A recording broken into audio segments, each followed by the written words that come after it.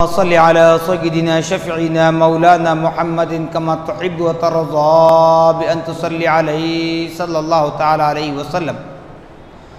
نبی اور آل نبی پر پھر ایک مرتبہ آواز بلند درود پاک پڑھیں۔ اللہم صل علی سیدنا شفیعنا مولانا محمد مع الجود والکرم منبع العلم والحلم والحکم وآلہ وآصحابہ وبارک وسلم صلاۃ وسلاما علیک یا رسول اللہ صلی اللہ تعالی علیہ وعلی آلک واصحابک وازواجک وذریاتک واہل بیتک اجمعین۔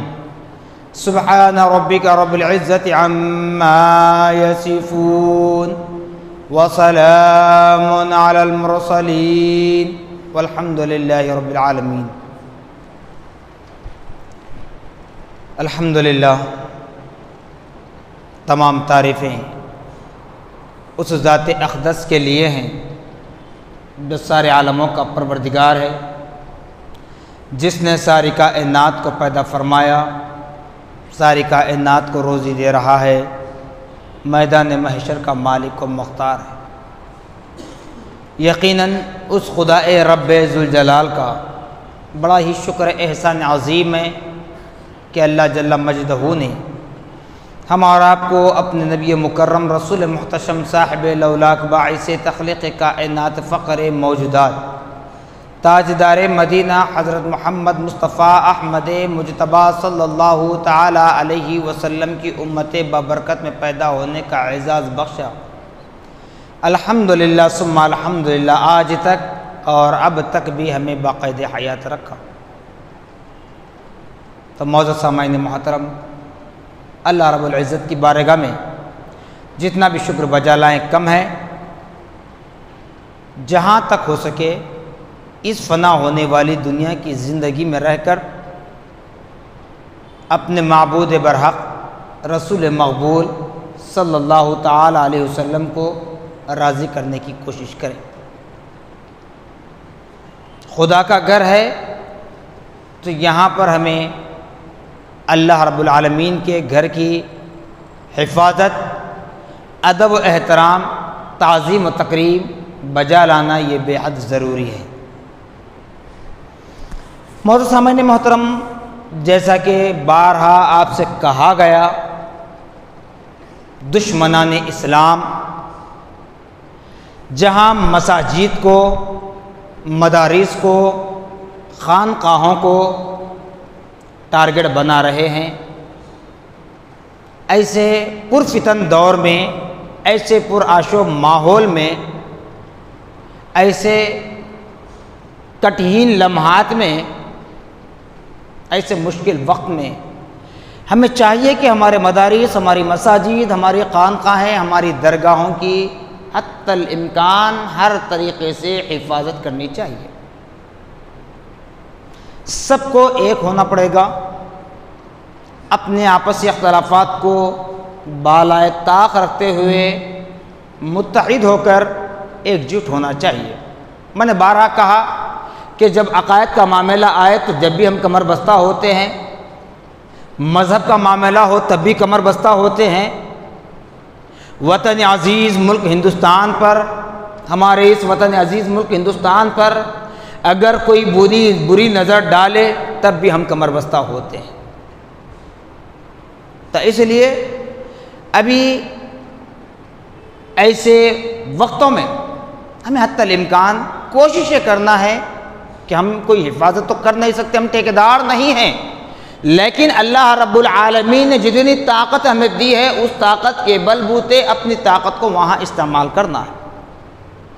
تو لہذا ابھی جیسے اذان سے پہلے، اذان کے بعد اعلان کیا گیا کہ ماسک کا استعمال کریں۔ آج نہیں بلکہ 2 سال پہلے جو لاک ڈاؤن ہوا تھا، جس وقت یہ کورونا وائرس کا نام دیا گیا بیماری کا، حکومت کی گائیڈ لائنس آئی کہ ماسک کا استعمال کریں، اس وقت سے ہی میں یہ کہتا ہوں کہ ماسک کوئی خدا نہیں ہے، ماسک کوئی بیماری کی دوا نہیں ہے۔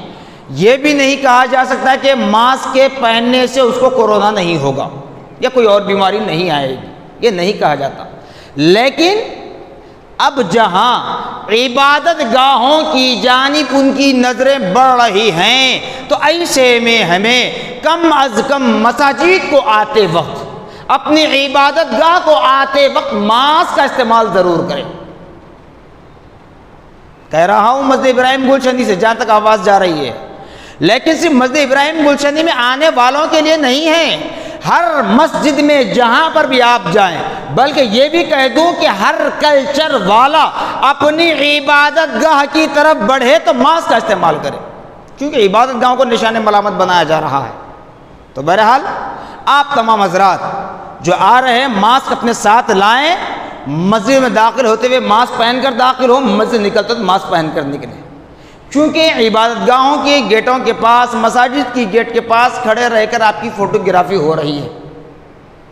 ایک تو چالان سے بچنا ہے، دوسرا سب سے بڑی اہم ذمہ داری یہ ہے کہ ہمیں اللہ کے گھر کی حفاظت کرنا ہے، کیونکہ نادان ہے یہ دشمنان اسلام مساجد کو، مدارس کو، خانقاہوں کو، درگاہوں کو، دیگر عبادت گاہوں کو بدنام کرنے کی ایک ناپاک سازش رچا رہے ہیں۔ تو اس لیے آپ سے بارہا یہ اپیل کی جا رہی ہے، اس کو قبول کریں۔ اور دوسرا، ہمارے جو مصلی حضرات مسجد میں تشریف لا رہے ہیں، مسجد کے رائٹ سائڈ کے انٹرنس پر، لیفٹ سائڈ کے انٹرنس پر مارکنگ کی گئی ہے، وہیں پر اپنی چپل جوتے چھوڑ دیں۔ اگر کوئی درمیان میں صحن میں لا کر چھوڑے ہیں تو ان کے چپل سائڈ میں ہٹائے جا رہے ہیں، بعد میں بحث کرنے کی کوئی ضرورت نہیں ہے خدا را، کیونکہ خدا کا گھر ہے، خدا کے گھر کے لیے کر رہے ہیں۔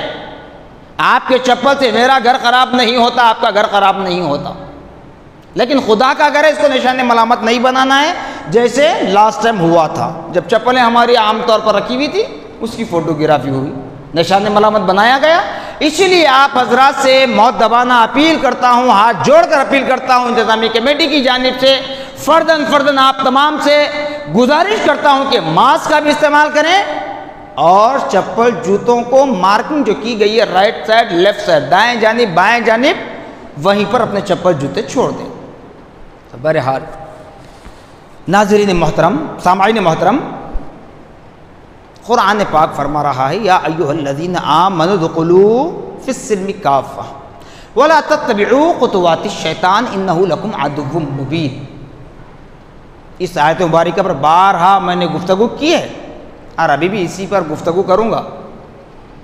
آپ بھی سوچتے ہوں گے قرآن میں 6600 آیات ہے، مگر صاحب اس آیت پر بار بار گفتگو کرتے ہیں، تو اس کا مقصد کیا ہے بھی آپ کو بتا دیتا ہوں۔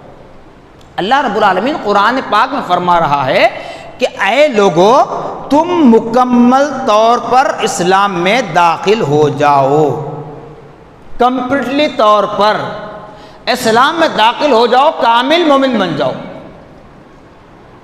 شیطان کی اتباع نہ کرو، چونکہ شیطان تمہارا کھلم کھلا دشمن ہے، شیطان تمہارا کھلم کھلا دشمن ہے، تم اس کی اتباع مت کرو، چاہے نفس کی خواہش ہو، چاہے پیسہ ملنے کا مقصد ہو، چاہے کوئی ہو، جہاں پر بھی اپنا کچھ فائدہ ہو، لیکن اگر وہ شیطان کی اتباع ہو رہی ہے تو اس عمل سے ہمیں پرہیز کرنا ہے، اس عمل سے ہمیں پرہیز کرنا ہے۔ یہاں تک بتایا جاتا ہے، مفسرین لکھتے ہیں اس آیت مبارکہ کی روشنی میں، اگر کوئی مجبور ہے، لاچار ہے، بے بس ہے، بے سہارا ہے، کھانے کے لیے کھانا نہیں ہے، پینے کے لیے پانی نصیب نہیں ہوتا، سر چھپانے کے لیے سایہ نہیں ہوتا، تو ایسے وقت میں بھی اگر کہیں سے تمہیں کچھ مل رہا ہے لیکن وہاں شیطان کی اتباع ہوتی ہے تو اس کو ٹھکرانا چاہیے اور اللہ کی پناہ میں آ جانا چاہیے۔ کیوں؟ مجبور ہے، لاچار ہے، جبکہ مجبوری میں ہر چیز جائز ہوتی ہے۔ یہ بات اور ہے کہ اللہ نے جو فرمایا حرام بھی حلال ہوتا ہے بحالت مجبوری۔ مثال کے طور پر بحالت مجبوری سے مراد، اگر کوئی سخت بیمار ہے، سخت بیمار ہے، اب وہ ڈاکٹر بڑا پڑھا لکھا قابل سرجن ہے، مسلمان ہے، اسلامی تعلیمات کو جانتا ہے، اس کے بعد وہ ڈاکٹر یہ کہے کہ اب اس کی شفا کے لیے اس کی دوا میں یا اس کے گلوکوز میں یا اس کی ٹانک میں ڈراپ میں 2 ڈراپ شراب کے ملانے پر یہ صحت یاب ہوگا تو اجازت ہے، کیونکہ زندگی بچانا مقصد ہے نا۔ تو ایسی حالت مجبوری، ایسی حالت مجبوری، ایسا نہیں کہ آج ہر کوئی مجبور بتاتا اپنے آپ کو ہر کوئی مجبور بتاتا، ایسی مجبوری نہیں، بالکل آخری سٹیج پر ہونا۔ تو ایسی مجبوری کی حالت میں حرام بھی حلال ہوتا ہے، لیکن شیطان کی زد میں جانا وہ حرام کاری سے بڑھ کر شیطان کی اتباع میں جانا۔ اب وہ شیطان کی اتباع کیا ہے آپ بہتر جانتے ہیں، بار بار مجھے کہنے کی ضرورت نہیں ہے۔ ہاں اتنا ضرور کہوں گا، اسلام نے مرد آدمی کو یہ تعلیم دی کہ تم عورت کی مشابہت کو اختیار نہ کرو، زیب و آرائش کے ذریعے، لباس کے ذریعے، چلنے کے ذریعے، ہر چیز کے اعتبار سے۔ مرد کو عورت کی مشابہت سے منع کیا ہے، عورت کو مرد کے لباس سے مشابہت کرنے میں منع کیا ہے، لیکن آج بالکل اسلام کے اپوزٹ نظر آتے ہیں۔ بس اوقات ایسا ہوتا ہے کہ بازار میں نکل جائیں، گاڑی پر کوئی سوار ہو یا کوئی دور سے آ رہے تو پتہ ہی نہیں چل رہا ہے کہ وہ لڑکا ہے یا لڑکی۔ بال بھی بڑے، پھر ربر بینڈ بھی آ رہا ہے، بالکل عورتیں جس طرح پہلے چوٹی گوندا کرتی تھی اس طرح بال گوندے ہوئے ہو رہے ہیں۔ لڑکیوں کا لباس بھی لڑکوں کی طرح، لڑکوں کے سر کے بال لڑکیوں کی طرح، تمیز کرنا مشکل ہو رہا ہے۔ تو بہرحال یہ اپنی اپنی مرضی ہے صاحب، کیونکہ جس کی خبر کا جواب اس کو دینا ہے، کسی کی خبر میں کوئی نہیں آئے گا۔ کہنا مقصد میرا یہ ہے کہ بحیثیت عالم آپ کے سامنے کھڑا ہوں، میری ذمہ داری بنتی ہے۔ کیوں؟ اس لیے کہ خدا رب العالمین میدان محشر میں پوچھے گا کہ میں نے تجھ کو فلاں علاقے کے لیے نمائندہ بنا کر بھیجا تھا، بتا کیا تو نے ان کو ان باتوں سے آگاہ کیا یا نہیں؟ اگر نہیں کیا تو سب سے پہلے مجھ جیسے عالم کو جہنم میں ڈھکیلا جائے گا، مجھ کو جہنم میں ڈھکیل دیا جائے گا۔ اس لیے اس ذمہ داری سے بری ہونے کے لیے میں کہتا ہوں، چاہے کوئی ناراض ہو جائے، ہر جگہ میرے یہی الفاظ ہوتے ہیں، معاشرے کی اصلاح، اپنی اصلاح کرنا یہ میرا مقصد ہے۔ کسی پر کوئی طنز نہیں ہے، چاہے کسی کی زندگی کیسی بسر ہو جائے، اس کی زندگی کا وہ مالک ہے، اس کے رائٹس ہیں، اس کا اختیار ہے، اس کی خواہش ہے، اس کی مرضی۔ لیکن کہنا مقصد ذمہ داری ہے، اور آپ بھی کہیں گے مولا جو ہمارا امام تھا، جو ہمارا حافظ تھا، جو ہمارا خطیب تھا، جو ہمارا مؤذن تھا، جو ہمارا استاذ تھا، جو ہمارا پیر و مرشد تھا، جو ہمارا باپ تھا، جو ہماری ماں تھی، جتنے ہمارے بڑے گزرے، انہوں نے ہماری کوئی تربیت نہیں کی، تم بھی شکایت کرو گے۔ اس لیے بات کہتا ہوں، ورنہ مجھے کسی لینا دینا نہیں ہے۔ تکلیف ہوتی ہے بعض کو تو معذرت چاہتا ہوں، آپ کو تکلیف دینے کے لیے میں نہیں کہہ رہا ہوں، اور کسی کا نام لے کر نہیں کہہ رہا ہوں کہ جو بے عزتی ہو جائے۔ میں ساری کائنات کے لیے پیغام دے رہا ہوں، صرف مسجد ابراہیم گلشن سیرتری بورا بنڈے کے عوام کے لیے نہیں، ساری کائنات کے لیے، ساری کائنات کے لیے میسج ہے، پیغام ہے۔ تو اسلام عورت اور مرد کی مشابہت کرنے سے منع کیا ہے، لیکن آج ہم اور ہمارا معاشرہ بالکل بے راہ روی کے راستے پر گامزن ہے، گمراہی کے راستے پر گامزن ہے۔ ہر سال کہتا ہوں، ابھی بھی کہوں گا، آج کا دن ہے، آپ کی خواہش ہے، خواہش کے لیے کوئی وقت متعین نہیں ہے، خواہش کے لیے کوئی دن کوئی رات مقرر نہیں ہے، خواہش کے لیے کوئی موسم کوئی بہار مقرر نہیں ہے۔ آپ کی خواہش ہے، آپ کی مرضی ہے، آپ کے رائٹس ہیں، آپ جب چاہے اپنی خواہش کو پورا کر سکتے ہیں، نہیں کر سکتے کیونکہ اختیار کی بات ہے نا، اپنی خواہش کسی کے انٹر میں نہیں، کسی کے دباؤ میں نہیں ہے۔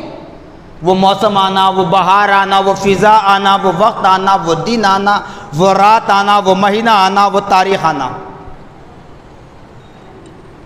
آج ہم خدا اس کے رسول کے گھر سے دور ہو رہے ہیں، اس لیے ہم پر یہ آفات و بلیات آ رہے ہیں۔ جب ہم خدا اس کے رسول سے اپنا رشتہ مضبوط کر لیں گے تو یاد رکھ لیں، کوئی بیماری بھی تم کو کچھ ہلاکت میں نہیں ڈال سکتی، یقین کے ساتھ کہہ رہا ہوں۔ اولیاء اللہ کی بارگاہوں میں دیکھیے آج کیوں ہجوم ہوتا، کیوں اتنا جھرمٹ ہوتا ہے؟ اسی وجہ سے کہ دنیا میں رہتے ہوئے دنیا کی لذتوں سے دور رہے، دنیا میں رہتے ہوئے دنیا کی خواہشات سے دور رہے، دنیا میں رہتے ہوئے نفسانی خواہشات سے دور رہے۔ اہل و عیال کی کفالت، ان کی روزی کے لیے کچھ محنت کرتے، کماتے، اکل حلال کھاتے اور کھلاتے، پھر اس کے بعد کا وقت فنا فی اللہ فنا فی رسول اللہ ہو جاتے، اللہ اور اس کے رسول کی محبت میں جستجو میں اپنے آپ کو پہچانتے تک نہیں۔ یہ عالم ان کا تھا، اس لیے وہ آج زمین کی آغوش میں آرام کر رہے ہیں، تب بھی ان کی بارگاہوں پر ہجوم ہوتا ہے۔ وہ کیوں ہوتا ہے؟ اس لیے کہ وہاں رحمت کے فرشتے نازل ہوتے ہیں، وہاں خدا کی رحمتوں کا نزول ہوتا ہے۔ اگر ہم بھی اس طرح تو عمل کر نہیں سکتے، پھول نہیں، پھول کی پنگڑی صحیح، پھول کی پتی صحیح، اگر اس رائی دانے کے برابر بھی عمل کر لیں تو کیا اللہ رب العالمین ہماری نیتوں کو نہیں دیکھے گا، ہمارے اعمال کو قبول نہیں کرے گا؟ لیکن بالکل اس کا اپوزٹ ہے۔ ساری زندگی دنیاوی خواہشات، نفسانی خواہشات نے، اور اعمال صالحات دیکھے تو رائی دانے کے برابر۔ میں اپنے آپ کو بری نہیں کر رہا ہوں صاحب، میں بھی آپ کے ساتھ شامل ہوں۔ یہ مت سوچنا کہ منصب ہم پر طنز کرتے ہیں، اپنے آپ کو سیف رکھ رہے ہیں، نہیں، میں بھی آپ کے ساتھ شامل ہوں۔ اگر ان گناہوں میں، ایسے ناپاک کاموں میں اگر میں بھی ملوث ہوں تو میرا بھی وہی حشر ہوگا جو میں اپنی گناہگار زبان سے کہہ رہا ہوں۔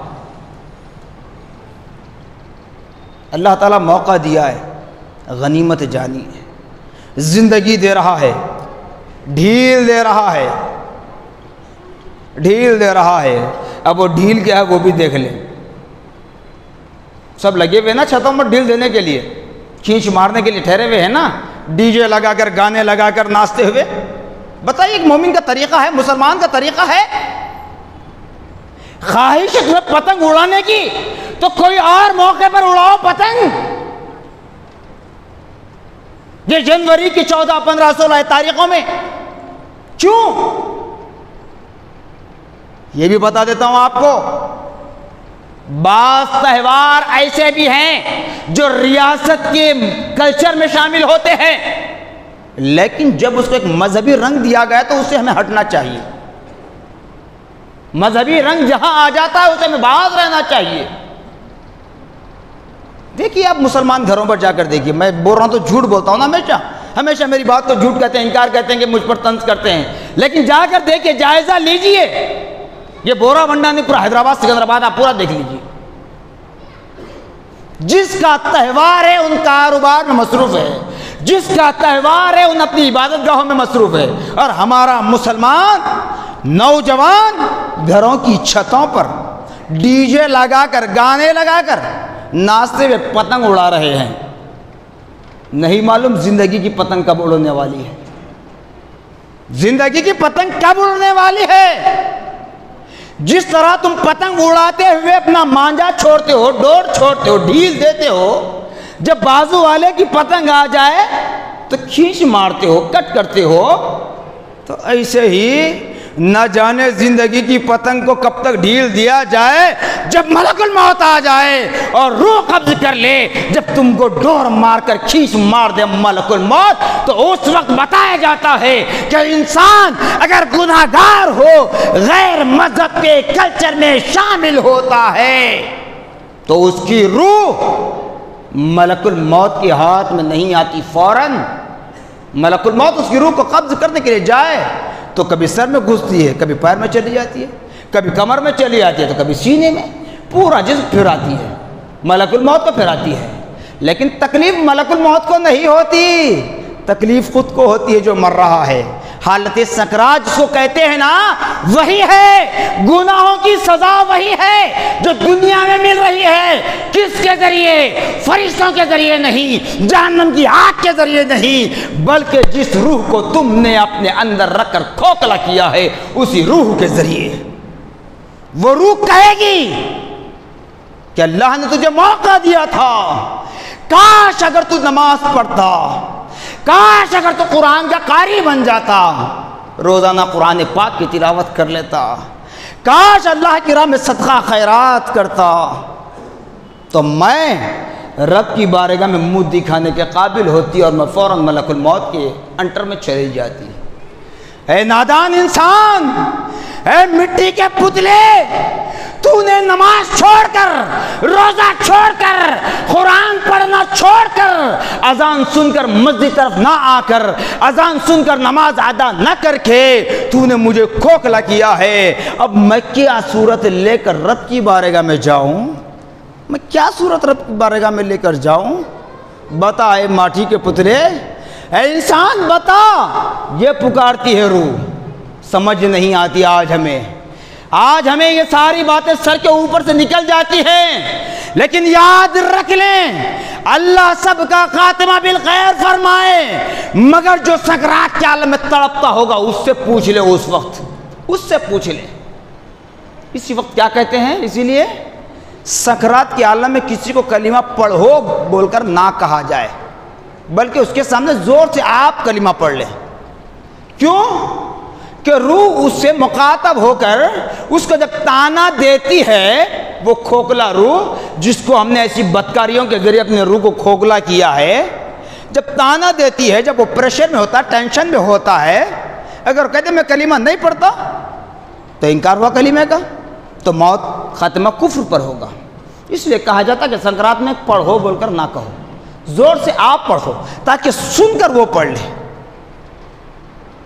تو آج جو پتنگ اڑا رہے ہیں نا، جو ڈھیل دے رہے ہیں، رب العالمین میں ڈھیل دے رہا ہے۔ میں نے کہا آپ سے بارہا کہتا ہوں، چاہے کوئی ناراض ہو جائے مجھے پرواہ نہیں ہے، خدا اس کا رسول راضی ہو جائے تو میری نجات کا ذریعہ، مغفرت کا ذریعہ ہے۔ میں نے کہا نا، اگر میں بھی اس گناہ کے کام میں شامل ہوں تو میں بھی آپ کے ساتھ برابر ہوں، میں کوئی الگ نہیں ہوں، میں بھی آپ کے ساتھ برابر کا شریک ہوں۔ پتنگ کو ڈھیل جیسا دیتے ہیں نا، اللہ پاک بھی ڈھیل دے رہا ہماری زندگی میں، ڈھیل دے رہا ہے۔ ٹھیک ہے بندے، نماز نہیں پڑھ رہا، قرآن نہیں پڑھ رہا، سب کچھ نہیں پڑھ رہا، لیکن سدھر جا۔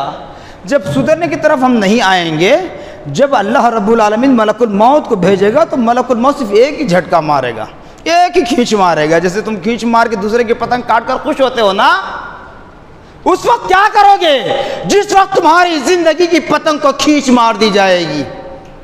خدا را موقع ہے، وہ ماں باپ بھی ذمہ دار ہے جو خاموشی اختیار کیے ہوئے ہوتے ہیں اپنے بچوں کے شوق میں۔ ارے شوق کرنے کے لیے کوئی اور بھی وقت ہے نا صاحب، پتنگ نہیں ملے گی؟ بتاؤ، پریشانی کا عالم ہے، لوگ پریشان ہیں کہ بیماریوں پر بیماریوں کا نام دیا جا رہا ہے، پھر سے حالات سخت ترین ہوتے جا رہے ہیں، کہیں ایسا نہ ہو کہ لاک ڈاؤن ہو جائے، فلاں ہو جائے، لوگ پریشان ہیں۔ اور یہ ہزاروں روپے کے پتنگ مانجے لا کر پلا رہے ہیں، مسجد کے چندے کے لیے ڈبے میں ڈالیں گے، جھولی میں ڈالیں گے، روپیہ 2 روپے، 5 روپے، 10 روپے جی، اور وہاں ہزاروں روپے کے پتنگ چرخ۔ بلکہ بعض جگہ تو میں نے ایسے بھی دیکھا، اللہ ماشاءاللہ، گھر کے سارے افراد کھڑے ہیں چھت پر، کسی کے ہاتھ میں چرخ ہے، کسی کے ہاتھ میں پتنگ ہے، کسی کے ہاتھ میں ڈور ہے، کوئی کھا رہا ہے، کوئی پی رہا ہے، کوئی ناچ رہا ہے، کوئی ڈی جے لگا رہا ہے، کوئی کچھ۔ کب تک؟ ارے جہاں دشمن طاقتیں تمہیں ملیا میٹ کرنا چاہتی ہیں، سوشل میڈیا پر آپ نے دیکھا ہوگا کیا شپت لی گئی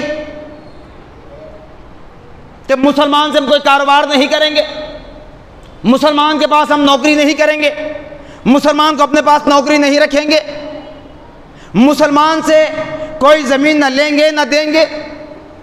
مگر یاد رکھ لیں برادران وطن ہو کے برادران اسلام، اس بات کو ذہن میں رکھ لیں، کسی ایک کمیونٹی پر اس طرح کی باتیں کرتے ہو تو تم جینا مشکل ہو جائے گا، کیونکہ تم عمل کر ہی نہیں سکتے۔ ایک کمیونٹی سے کوئی کام ہونے والا نہیں ہے۔ جب آئے ہیں دنیا میں تو سب کو مل جل کر کام کرنا ہے، مل جل کر رہنا ہے۔ ہم اتحاد والے ہیں، اتحاد سے رہنا چاہتے ہیں، لیکن چھیڑا جا رہا ہے۔ لیکن میں یہ بات بتا دوں کہ مسلمان کے بغیر نہ زمانہ ہے نہ کوئی کاروبار ہے۔ مسلمان ہے تو سب ہے، اسلام ہے تو سب ہے، اسلام اور مسلمان کے بغیر کچھ نہیں ہے۔ ختم کرنا چاہو ختم ہونے نہیں پائے گا، تم ختم ہو جاؤ گے۔ لیکن اب اتنا سن کر بھی ہمیں عبرت نہیں ہوتی، اتنا سن کر بھی ہمیں عبرت نہیں ہوتی کہ اس طرح کے اعلانات ہو رہے ہیں، اس طرح کا شفت لیا جا رہا ہے، حلف لیا جا رہا ہے۔ کہاں ہیں ہماری عقلیں؟ ان کے تہوار میں ہم شامل ہو رہے ہیں۔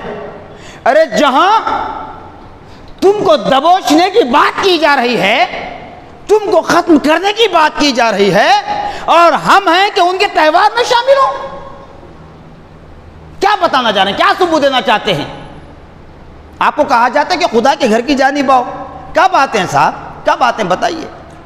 صرف میں بارہا کہتا ہوں کہ یہ ایک مسجد کی بات نہیں کر رہا ہوں، میں ساری دنیا کی آپ تاریخ دیکھ لیں، ساری دنیا میں آپ سفر کر کے دیکھ لیں۔ آپ فجر کی نماز میں بعض مساجد تو ایسے ملیں گے جہاں صرف امام اور مؤذن دو ہی لوگ ہوں گے، یا پھر کمیٹی کے افراد، یا پھر پابند مصلی، 4 5 10 15 20 25 50 100، اس سے زیادہ شاید کوئی مضمون نظر نہیں آتی۔ یہ ہمارا ماحول ہے۔ جمعہ کی اذان جیسے ہی ہوتی ہے، قرآن فرماتا ہے کہ پہلی اذان جب ہو جائے تو اپنے کاروبار کو بند کر دو، اپنے کاروبار کو بند کر دو، اپنے کام کاج ختم کر کے مسجد طرف چلے آ جاؤ۔ قرآن میں حکم ہے۔ 28 بار میں سورہ جمعہ ہے، اس کی تفسیر پڑھیے۔ مرد کہاں آتے ہیں؟ وہی خطبہ ہوتے وقت، وہی جماعت کے کھڑے ہونے کے بعد۔ اب پتنگ اڑانے کے لیے آفس کی چھٹیاں بھی لے رہے ہیں، آفس کے چھٹیاں بھی لے رہے ہیں۔ لیبر ہالیڈے کے علاوہ ایک دن پہلے ایک دن بعد چھٹی لے کر ان کے ساتھ پتنگ اڑانے میں آپ مصروف ہیں۔ تو خدا را اللہ اس کے رسول کا واسطہ، اللہ اس کا رسول حاضر و ناظر ہے، کسی پر کوئی طنز مقصد نہیں ہے۔ چاہے برا ماننے والے برا مان لیں، یہ آپ کی مرضی ہے، یہ آپ کے رائٹس ہیں۔ لیکن میں کھلے الفاظ بتلا دیا قرآن پاک کی روشنی میں کہ اللہ تعالیٰ فرما رہا ہے کہ تم مکمل طور پر اسلام میں داخل ہو جاؤ۔ اسلام میں سے منہ پھیرنے کے لیے کلمے کا انکار کرنا، قرآن کا انکار کرنا، نبی کا انکار کرنا، خدا کا انکار کرنا ہی ضروری نہیں ہے، بلکہ یہود و نصارہ کی مشابہت اختیار کرنا، اغیار کی مشابہت اختیار کرنا، جو تمہارے محراب و ممبر، مینار و مسجد کے مخالف ہیں، ان کا ساتھ دینا، ان کے تہوار میں شریک ہونا، یہ بھی اسلام سے منہ پھیرنے کے مانند ہے، اس کے برابر ہے، ایکویل ہے۔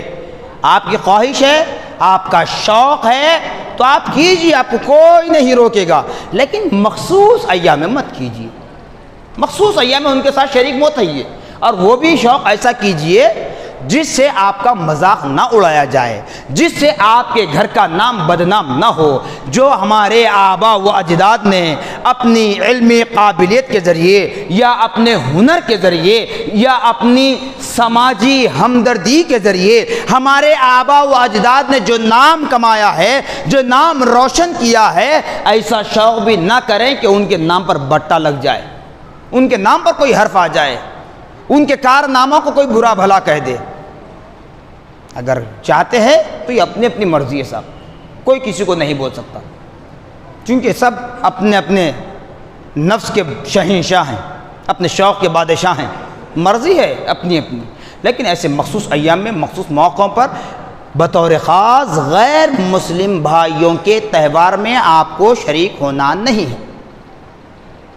ہزاروں روپے کے پتنگ چرخ لا رہے ہیں، اب میں کھڑے رہ کر بولوں کہ اللہ کے گھر میں فلاں کام چل رہا ہے، سب آدمی 500 1000 2000 5000 دیجئے، سب دیتے ہیں، بعض دیتے بعض نہیں دیتے، بعض بولتے کہ میں غریب ہوں۔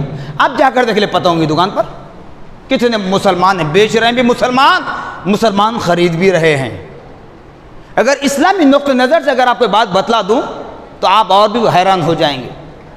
اسلام یہ کہتا ہے کہ لوگوں تم حلال کاروبار کرو، ایسا کاروبار کرو جس سے تمہارے دین اسلام کو فائدہ ہو۔ اب کیا کریں گے؟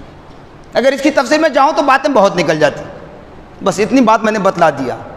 مسلمان بیچ رہا ہے، مسلمان خرید رہا ہے، شوق اپنی جگہ ہے میرے بھائی، شوق اپنی جگہ۔ شوق کس کو نہیں ہے؟ آپ کو بھی شوق ہے، مجھ کو بھی شوق ہے، کوئی چیز کا کسی سے شوق ہوتا، کسی کو کسی چیز سے محبت ہوتی ہے، لیکن سب سے محبت کرے، سب شوق کرے، لیکن اسلام کے دائرے میں رہ کر، اسلام کے دائرے میں رہ کر۔ جہاں اپنے گھر کو بازار میں نہ لایا جائے، اپنے گھر کے پردے کو پردے میں رکھا جائے، اپنے آپ کو ایک مسلمان بنایا جائے، اپنے آپ کو ایک کامل مومن بنایا جائے، اپنے آپ کو جو ہمارے آبا و اجداد نے، ہمارے پرکھوں نے جو عمل کیا ہے اس پر چلنے والا بنائیں، اور اس کے بعد آپ اس دائرے میں رہ کر شوق کریں، کوئی ممانعت نہیں ہے۔ لیکن ہیپی نیو ایئر مناتے ہیں، مسلمان شریک ہوتے ہیں، کرسمس میں مسلمان شریک ہوتے ہیں، اب پتنگ میں بھی مسلمان شریک ہے، ایسی کتنی چیزیں گناتے چلے جاؤں۔ خدا کے واسطے، اللہ اس کے رسول کا واسطہ، نہ جانے کب کس کی موت واقع ہونے والی ہے، صاحب کسی کو نہیں معلوم۔ آپ دیکھتے ہیں پتنگ اڑا رہے ہیں، پتنگ کسی کڈی اڑا چھیننے کے لیے ایک دوسرے پر جھپٹ پڑتے ہیں، کوئی سلاخوں میں گر رہا ہے، کوئی نیچے گر رہا ہے، کسی کے ہاتھ پیر ٹوٹ رہے ہیں، کوئی اسپاٹ پر مر جاتا ہے، اس میں مسلمان بچے بھی ہوتے ہیں، نہیں ہوتے؟ کیوں ایسا کام ہی کیوں کرتے جس سے اپنے آپ کو نقصان ہو؟ جبکہ اسلام کہتا ہے کہ لوگوں تم اپنے آپ کو ہلاکت میں مت ڈالو، مگر ہمارا عمل ہی کچھ ایسا ہوتا ہے کہ ہم اپنے آپ کو نہیں بلکہ ہمارے بعد آنے والی یہ معصوم نسلیں، بچوں کو بھی ہلاکت میں ڈال رہے ہیں۔ کیونکہ آج ہم پتنگ اڑائیں گے تو بچے بھی کل کے دن اڑائیں گے پتنگ۔ ہمارے بابا اڑاتے تھے، ہمارے بھیا اڑاتے تھے۔ خدا را ایسے کام ہرگز نہ کریں جس سے آپ اور آپ کی نسلیں تباہ ہوں یا پھر ہلاکت کے نشانے پر آ جائیں۔ خدا را اللہ اس کے رسول کا واسطہ یہ بیماریاں، یہ وبائیں جو پھیل رہی ہیں، اس سے روک تھام کے لیے اسلامی تعلیمات جو ہیں اس پر عمل کر لیں، انشاءاللہ آپ محفوظ و مامون رہیں گے۔ جزاکم اللہ خیرا جزا، وآخر دعوانا الحمدللہ رب العالمین۔ سنت ادا فرمائیں۔